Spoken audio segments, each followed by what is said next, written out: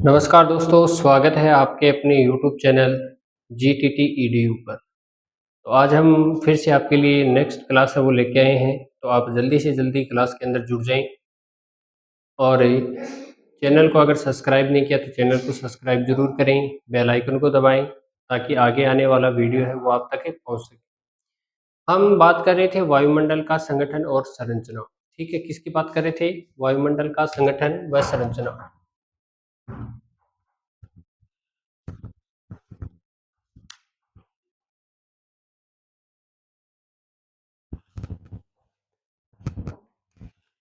वायुमंडल का संगठन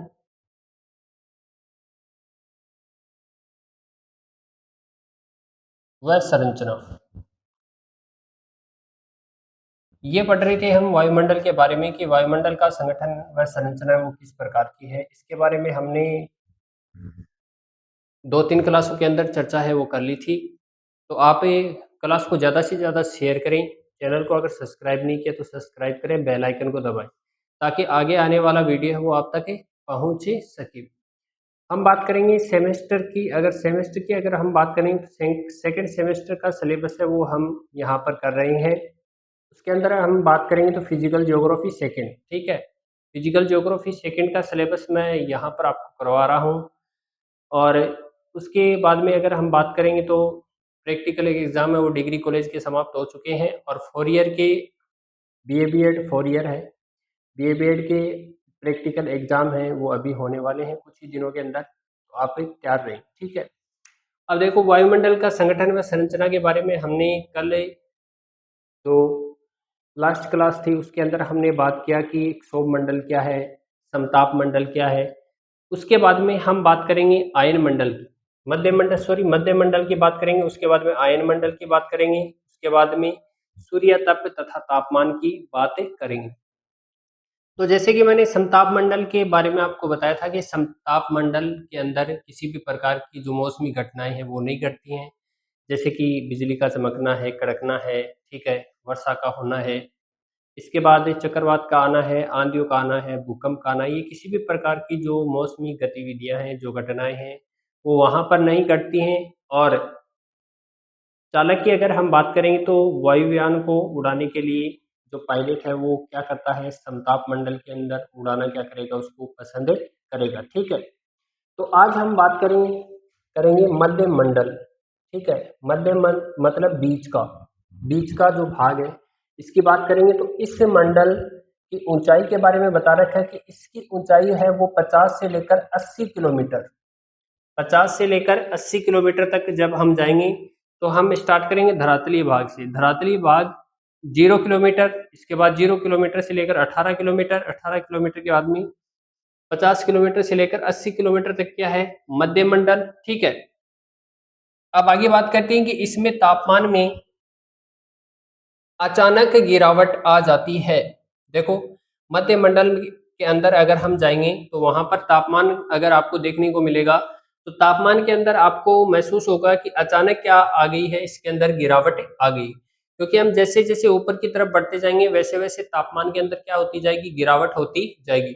ऊंचाई के साथ तापमान में क्या होती है, गिरावट होती है। जैसे कि मैंने पहले ही क्लास के अंदर, पिछली क्लास के अंदर आपको बताया था कि 165 मीटर प्रति 165 मीटर की ऊंचाई पर जाने पर 1 डिग्री सेल्सियस क्या हो जाता है, कम हो जाता है, यानी तापमान के अंदर क्या हो जाती है, गिरावटें हो जाती है। तो उसी प्रकार से इसमें भी तापमान के अंदर क्या है, अचानक क्या आती है, गिरावट आती है। क्योंकि हम धीरे धीरे ऊपर की तरफ बढ़ते जाएंगे तो वैसे वैसे तापमान के अंदर भी क्या होती जाएगी, गिरावट होती जाएगी। आपको गिरावट है वो देखने को मिलेगी। इसके बाद मध्य मंडल सीमा पर तापमान गिरकर, देखो अचानक गिरावट आती है तो गिरावट होने से देखो आगे की बात कर रहे हैं कि तापमान गिरकर -100 डिग्री सेल्सियस, कितना, तो -100 डिग्री सेल्सियस।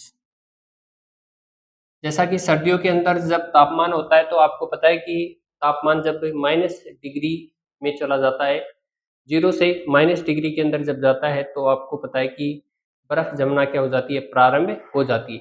तो उसी प्रकार से यहाँ पर जब आप तापमान देखोगे तो -100 डिग्री सेल्सियस है। ठीक है, तो मतलब बहुत ज्यादा क्या है, यहाँ पर माइनस के अंदर तापमान है तक पहुंच जाता है।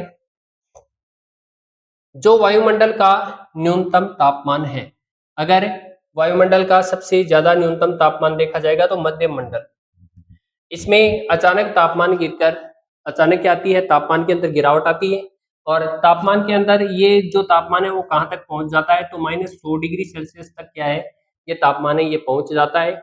और जो कि वायुमंडल का क्या है, न्यूनतम तापमान है। तो आपसे क्वेश्चन ये पूछा जा सकता है कि वायुमंडल का न्यूनतम तापमान, तो न्यूनतम तापमान की अगर हम बात करेंगे तो -100 डिग्री सेल्सियस, ठीक है। इसके बाद में 2 नंबर पर अगर हम बात करेंगे तो 2 नंबर पर आता है हमारा आयन मंडल। कौन सा मंडल आता है, मध्यम मंडल के बाद में आयन मंडल आता है, ठीक है। आयन मंडल की अगर हम बात करेंगे तो इसकी सबसे पहले ऊंचाई देख लेते हैं। तो इसकी ऊंचाई है वो 80 से लेकर 640 किलोमीटर है, ठीक है। देखो 80 किलोमीटर यहाँ पर है, तो 50 से लेकर 80 तो किसकी है, मध्य मंडल की है, ठीक है। इसके बाद में 80 से लेकर यहाँ से स्टार्ट होगा, 80 से लेकर 640 किलोमीटर है, वो किसकी है, तो वो है हमारी आयन मंडल की, ठीक है। किसकी है, आयन मंडल की है। इसमें विद्युत आवेशित, देखो इसमें क्या है, विद्युत आवेशित कणों की क्या होती है, अधिकता होती है। तो आपको पूछ लिया जाएगा ये प्रश्न कि विद्युत आवेशित कणों की अधिकता है वो कौन से मंडल के अंदर होती है, तो वो आपको बताना है आयन मंडल। कौन सा मंडल है, आयन मंडल, ठीक है। एवं ऊंचाई के साथ तापमान में वृद्धि होती है। ऊंचाई के साथ तापमान के अंदर क्या होती है, वृद्धि होती है, घटता नहीं है तापमान। तापमान के अंदर यहाँ पर क्या हो रही है, यहाँ पर पढ़ना आपको, वृद्धि हो रही है। क्या हो रही है, वृद्धि। तापमान क्या हो रहा है, बढ़ रहा है। तो जैसे जैसे ऊंचाई की तरफ बढ़ते जाएंगे तो वैसे वैसे तापमान के अंदर भी क्या होती जाएगी, बढ़ोतरी होती जाएगी, ठीक है। वायुमंडल की इसी परत में विभिन्न आवर्ती की रेडियो तरंगे, विभिन्न विभिन्न आवर्ती की क्या है, रेडियो तरंगे हैं, वो परावर्तित होती हैं। यानी अगर रेडियो तरंगे आपको मिलेंगी तो वो कहाँ पर मिलेंगी, वो आयन मंडल के अंदर मिलेंगी, ठीक है। तो वायुमंडल की इसी परत के अंदर विभिन्न आवर्ती की जो रेडियो तरंगे हैं वो क्या होती है, परावर्तित होती हैं। तो आपको ये क्वेश्चन पूछ लिया जाएगा कि विभिन्न प्रकार की जो आवर्ती की रेडियो तरंगे हैं वो कौन से मंडल के अंदर आपको मिलेंगी, तो वो कौन सा मंडल होगा, हमारा आयन मंडल होगा। इसके बाद में देखो अगला जो पॉइंट है उसकी बात कर लेते हैं हम, सूर्य तप तथा तापमान। देखो सूर्य तप यानी सूर्य से आने वाली उष्मा और उससे होने वाला जो तापमान है उसके ऊपर चर्चा करेंगे। देखो बहुत ही महत्वपूर्ण पॉइंट है, सूर्य पृथ्वी से 13 लाख गुना बड़ा है। कितना लाख गुना बड़ा है, 13 लाख गुना बड़ा है। कौन, सूर्य, किससे, पृथ्वी से, ठीक है। तो सूर्य पृथ्वी से 13 लाख गुना बड़ा है, मतलब 13 लाख गुना बड़ा होने का मतलब क्या हुआ, पृथ्वी जब आपको इतनी बड़ी लग रही है तो सूर्य कितना बड़ा होगा, ये आप एक बार अनुमान लगाकर देखें, ठीक है। तो 13 लाख गुना क्या है, बड़ा है। किससे बड़ा है, पृथ्वी से बड़ा है। कौन बड़ा है, सूर्य बड़ा है, ठीक है। जो पृथ्वी से जो पृथ्वी से औसत 15 करोड़ किलोमीटर प्रति सेकंड, 15 किलोमीटर 15 करोड़ किलोमीटर प्रति सेकंड, कहने का तात्पर्य 1,86,000 मील प्रति सेकंड की गति से पूरा करती है, ठीक है। क्या करती है, पूरा, तो गति से क्या करती है, पूरा करती है, चक्कर पूरा करती है, ठीक है। इसके बाद सूर्य के निकट करोड़ में हाइड्रोजन के परमाणु, देखो हाइड्रोजन गैस है वो सूर्य के अंदर पाई जाती है, ठीक है। हाइड्रोजन के परमाणु निरंतर नाभिकीय संलयन, नाभिकीय संलयन, देखो एक मैं बात आपको बता देता हूँ यहाँ पर। एक तो होती है हमारी नाभिकीय संलयन प्रक्रिया और एक होती है हमारी नाभिकीय विखंडन प्रक्रिया। संलयन का अर्थ होता है केंद्र का जुड़ना, केंद्र का जुड़ना, और विखंडन का अर्थ होता है केंद्र का टूटना। सूर्य के अंदर हाइड्रोजन और हीलियम गैस पाई जाती है जिसके कारण नाभिकीय संलयन प्रक्रिया, नाभिकीय विखंडन प्रक्रिया वो होती रहती है, जिससे कि केंद्र का जुड़ना, केंद्र का टूटना, केंद्र का जुड़ना, केंद्र का फिर से टूटना, केंद्र का फिर से जुड़ना, ये प्रक्रिया है, ये निरंतर क्या होती रहती है, चलती रहती है, ठीक है। तो इसमें नाभिकीय संलयन के द्वारा हीलियम के परमाणु में परिवर्तित होते रहते हैं। हीलियम के परमाणु में क्या कौन से परिवर्तित होते रहते हैं? तो हाइड्रोजन के परमाणु है वो हीलियम के परमाणुओं के अंदर क्या होते रहते हैं? बदलते रहते हैं। यानी केंद्र का जुड़ना, केंद्र का टूटना, केंद्र का जुड़ना, केंद्र का टूटना, ये प्रक्रिया ये निरंतर क्या होती रहती है? चलती रहती है। जिससे अपार ऊर्जा क्या होती है? मुक्त होती है। जिससे कि अपार ऊर्जा क्या होती है? मुक्त होती है। मतलब एक खतरनाक विस्फोट होता है, ठीक है? खतरनाक विस्फोट होता है तो उससे क्या है, जो सूर्य के जो अनेक पर जो टुकड़े हैं वो क्या है, उसी सतह के ऊपर क्या हो जाते हैं, फिर टूट कर क्या है, गिरते हैं। गिरने के कारण वहीं पे क्या हो जाते हैं? जमा हो जाते हैं, ठीक है? सूर्य की बाहरी सतह पर 6000 डिग्री सेंटीग्रेड तापमान होता है। अगर सूर्य की बाहरी सतह के ऊपर देखेंगे तो जैसे कि हम बात करते हैं ये सूर्य है, और सूर्य की बाहरी सतह की अगर हम बात करेंगे तो ये बाहरी सतह जिसको किरीट या कोरोना कहा जाता है, क्या कहा जाता है? किरीट या कोरोना, किरीट या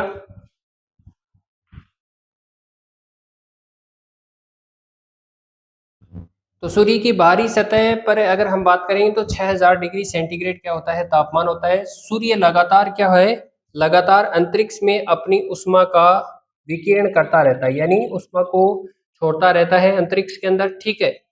जिससे सौर सौर विकिरण कहते हैं। जिसे क्या कहते हैं? सौर विकिरण कहते हैं। आपको ध्यान रखना है। आपको पूछ लिया जाएगा कि सौर विकिरण किसे कहते हैं?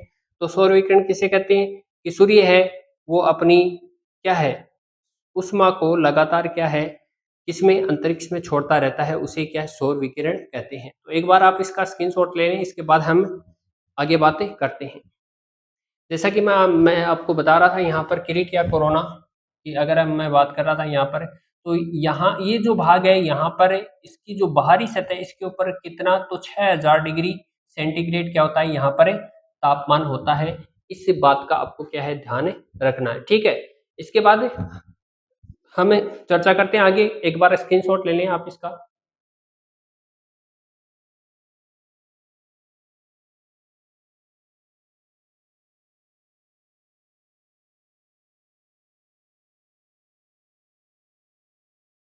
देखो फिर से अगर हम इसकी बात करेंगे तो एक बार फिर से हम इसका रिवीजन कर लेते हैं, देख लेते हैं अच्छे से। मध्य मंडल यानी बीच का भाग, इस मंडल की ऊंचाई की अगर हम बात करेंगे तो 50 से लेकर 80 किलोमीटर तक है। इसमें तापमान अचानक, तापमान के अंदर क्या आता है, गिरावट आ जाती है, ठीक है? मतलब एकदम से तापमान क्या हो जाता है, गिर जाता है। मध्य मंडल सीमा पर तापमान गिरकर -100 डिग्री सेंटीग्रेड, तो क्या है, -100 डिग्री सेंटीग्रेड हो जाता है। हमारे यहाँ पर अगर हम बात करेंगे, अमूमन देखा जाता है कि जब माइनस के अंदर तापमान हो जाता है तब क्या है, हिमांक बिंदु से नीचे क्या है, तापमान चला जाता है, तो वहां पर क्या है, बर्फ जमना क्या हो जाती है, स्टार्ट हो जाती है। तो यहाँ पर क्या है, -100 डिग्री तक पहुंच जाता है, जो वायुमंडल का न्यूनतम तापमान है, ठीक है? इसके बाद दूसरा है आयनमंडल, ठीक है? आयनमंडल की अगर हम बात करेंगे तो इसकी ऊंचाई है वो 80 से लेकर 640 किलोमीटर के मध्य। इसमें विद्युत आवेशित कणों की क्या अधिकता होती है, ये बात आपको ध्यान रखनी है। एवं ऊंचाई के साथ तापमान में वृद्धि होती है। जैसे जैसे हम ऊंचाई की ओर बढ़ते जाएंगे वैसे वैसे तापमान के अंदर क्या होगी, बढ़ोतरी होगी, ना कि गिरावट। यहाँ पर आपको क्या वृद्धि दे रखी है, गिरावट नहीं होगी, यहाँ पर क्या होगी, वृद्धि होगी, ठीक है?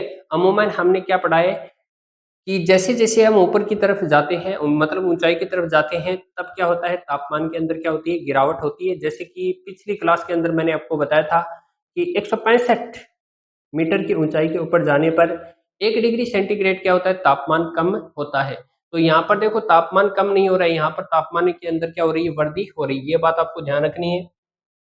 वायुमंडल की इसी परत में विभिन्न आवर्ती की रेडियो तरंगे क्या होती हैं, परावर्तित होती हैं, यानी रेडियो तरंगे वो क्या है, फैलती हैं।